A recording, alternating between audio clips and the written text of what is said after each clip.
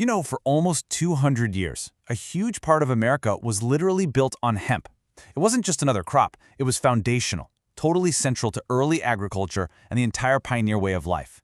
So you have to wonder, how did this incredibly important piece of our history get so completely forgotten? Well, today we're going to dive into this lost world through a really unique collection of historical documents. They've been brought together by a curator, Joe Domino, and his whole mission is to revive what he calls the rich hempen culture that our forefathers once took for granted. It was just a normal, essential part of their lives. And get this, we're not talking about some passing fad. This was a culture with an incredible amount of consistency that lasted for nearly 200 years. We're talking from 1654 all the way to 1848.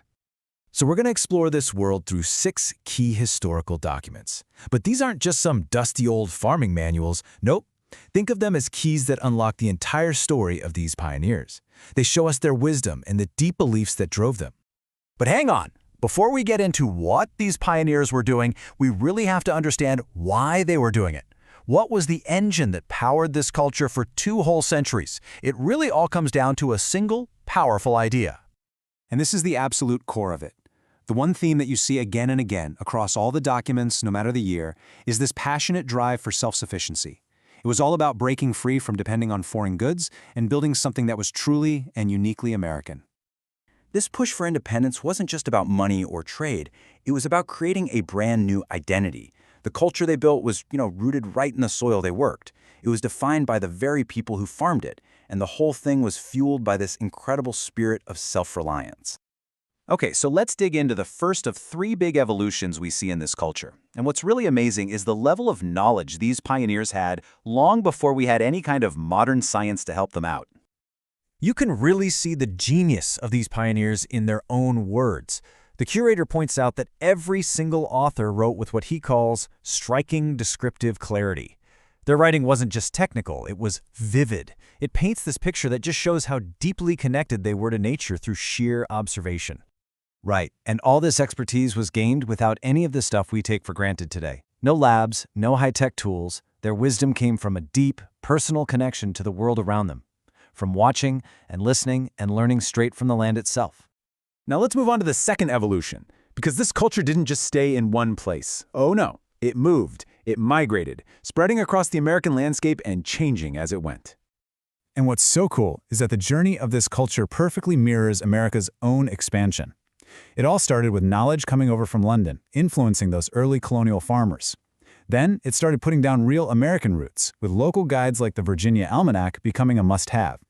And finally, it pushed west, hitting its absolute peak deep in the heartland as farming just exploded in Kentucky's bluegrass region.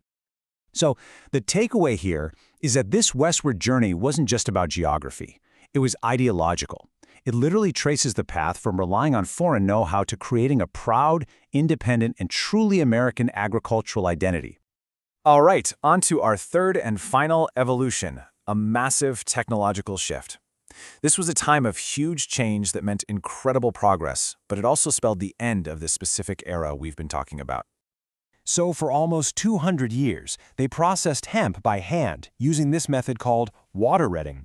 And we have these Navy reports from 1828 that document how it was not only incredibly labor-intensive, but also pretty bad for the environment. But change was on the horizon. The dawn of mechanical processing. This was an innovation that promised real industrial-scale progress. And that new technology was the real turning point. The arrival of machines basically closed the book on the pre-mechanical era. It wrapped up those nearly 200 years of consistent, traditional practices that had defined the entire culture of these pioneers. So, after looking at their wisdom, their journey across the country, and their eventual innovations, what does this all mean for us? Why should this forgotten history even matter today?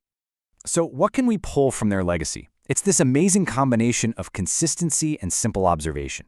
Sticking to traditions for 2 centuries while learning directly from the world around you. And at the very heart of it all was this unbreakable spirit of self-reliance, which gave them this incredible sense of pride and purpose. And that's exactly why this stuff matters. This isn't just some dusty history lesson. For farmers, historians, really anyone interested in sustainable practices, this collection of documents is like a practical blueprint. It shows us a way to rediscover not just old farming techniques, but a whole mindset of self-sufficiency. So We're left with this final, really powerful question. In our world of global supply chains and total dependence on technology, what can we actually learn from this forgotten culture?